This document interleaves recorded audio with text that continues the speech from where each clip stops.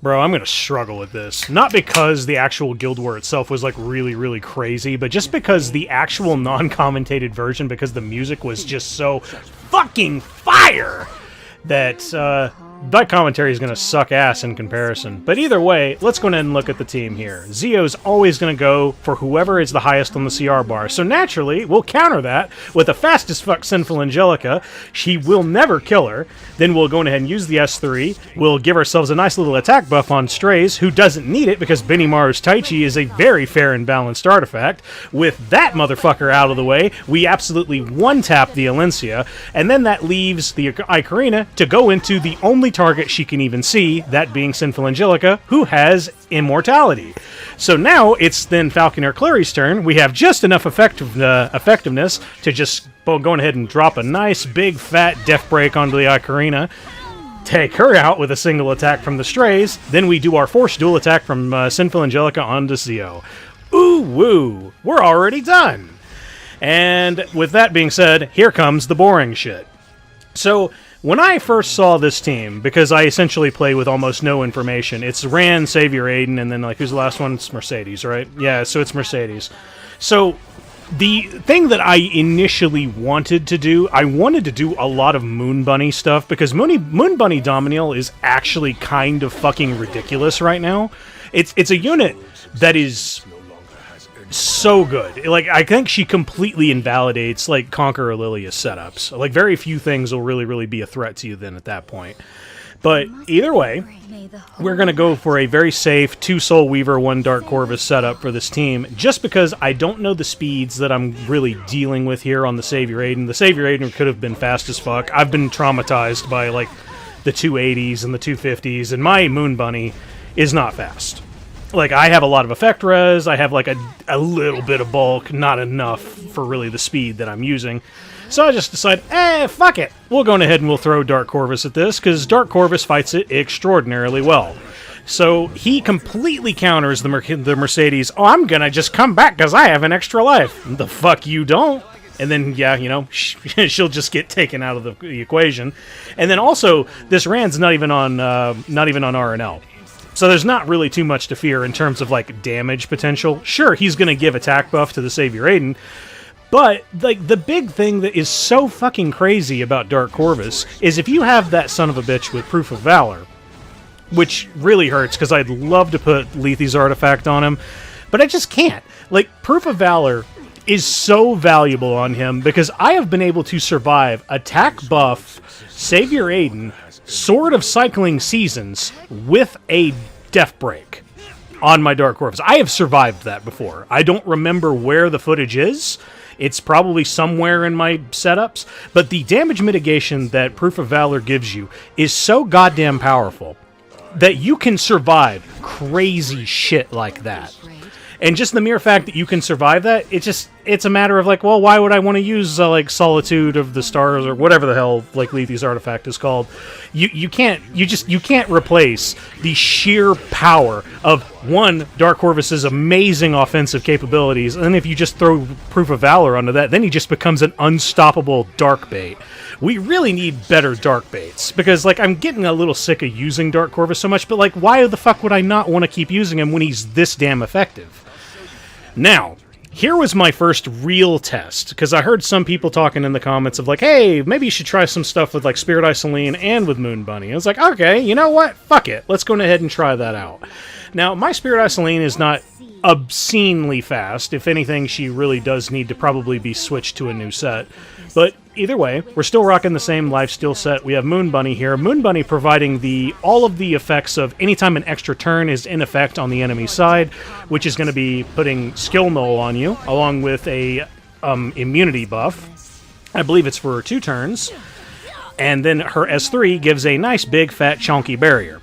So this is really, really nice going into Rand because he will actually deal almost no damage to you. And even if he RNLs, he's only going to go into, like, 1 unit, like, once. So if you have, like, a reliable red bait for that, like, say, Edward Elric, that's an option. You can absolutely use that. And then he'll just take the brunt of that hit, probably even get debuffed in the process of it. And then you can just go in with Rise and equivalent exchange shenanigans. So what I decided to go for here is one thing as well. Moon Bunny also puts to sleep. So that's why like I threw out that random soul burn onto the Mercedes, because I want to get Ran out of the picture. The sooner Ran's gone, the less we have to worry about like any and all horrible shit that Ran does, because Ran is a fast as fuck boy and he likes to run laps around me, because I am a slow tanky turtle.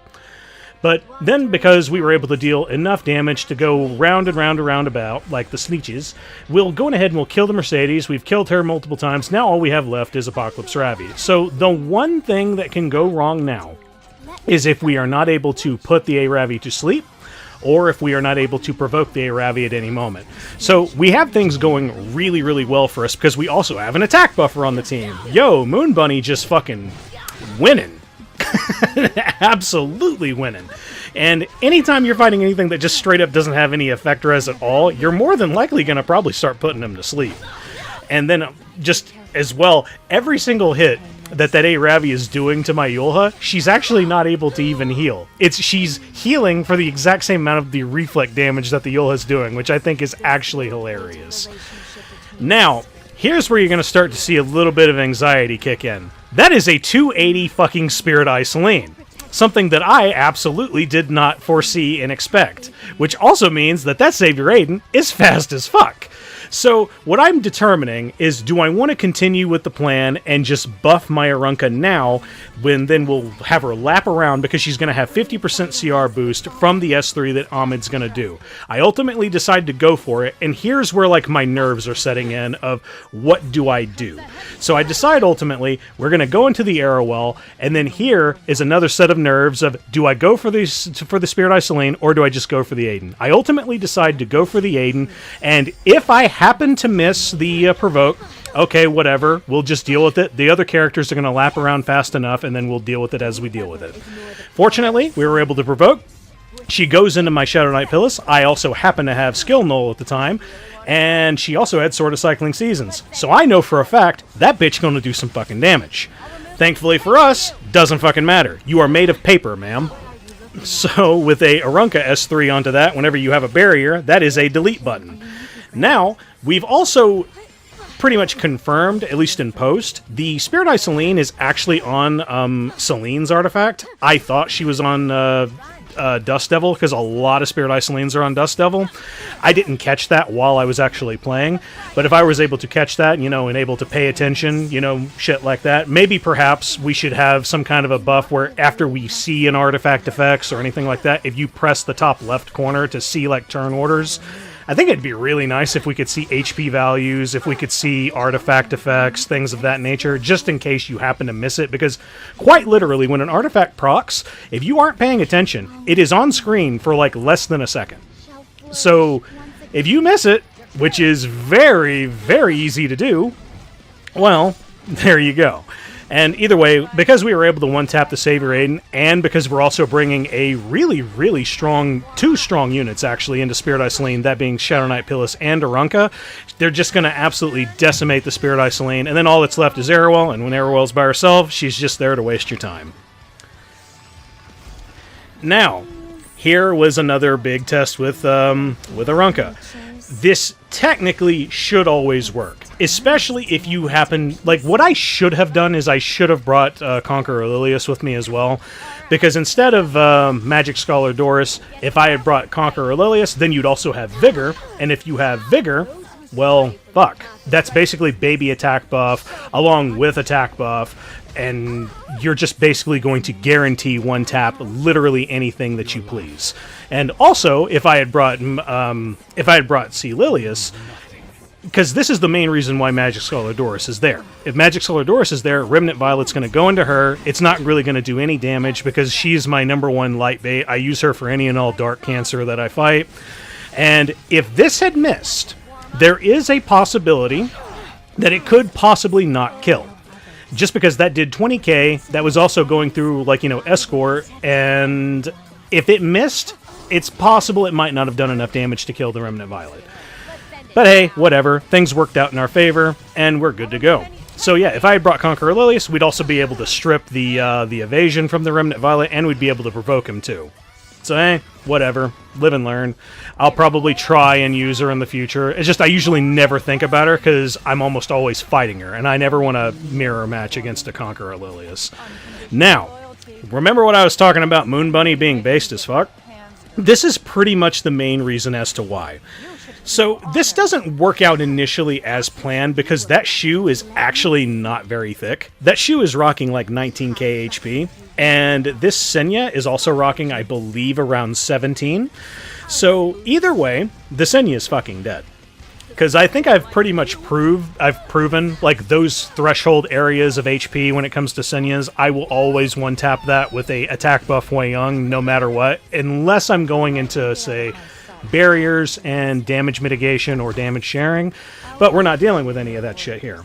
And because Conqueror Lilias, or not Conqueror Lilias, but Midnight Gala Lilias always does a critical hit whenever she hits a unit. If she doesn't miss, well, that's just, you know, a number one target to go into Choux, and you'll pretty much have almost nothing to worry about. Now, here was an example of something to not do. Like, if I had just gone into the Choux with my Hwayoung, I would have just killed.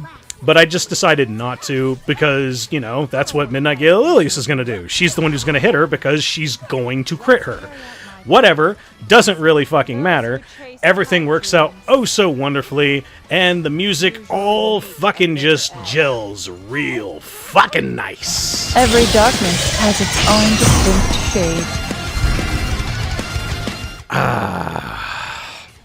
Either way, that is the GuildWar. I hope you guys actually like enjoyed this one because a lot of stuff in this particular Guild War wasn't really like crazy or really wasn't like huge showcases of anything. Like probably the biggest scary thing was going into the Navy Captain Landy, which I have done Navy Captain Landy shenanigans like that before.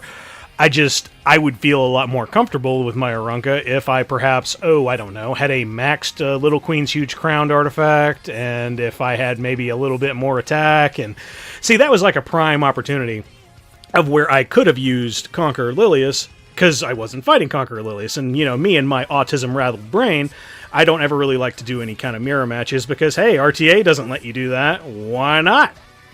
So, yeah, you know, self-imposed challenges for absolutely no fucking reason. Yeah, you know, I'm totally not hiding the fact that, like, my Conqueror Lilias is utter fucking dog shit because she's not 300 speed. But, yeah, that's totally the reason why. But either way, and can you also believe that we still haven't actually seen Nakwal on defense yet? I'm kind of astonished by that, actually. Just for the sake of seeing it in action, or just seeing, hey, I wonder what that's going to be like to fight and stuff like that. Because I already know immediately who I'm going to use. It's going to be Moon Bunny. Moon Bunny's going to be like the number one thing I'm going to go into her with, and I just haven't had the opportunity to really see her yet. Oh well, whatevs. We'll kind of deal with it whenever we eventually cross that bridge. I just don't know when the hell that's going to be, because it just straight up ain't happening. But other than that, man, I hope you guys enjoyed this Guild War. I sure as hell had a great time making it. Shoutouts to Sonic Frontiers DLC OST. Fuck. I want to play Sonic right now so bad. If you guys like my content, go ahead and leave a like. If you want to see any more of my stuff, go ahead and hit subscribe. Hope to see you again soon. Later.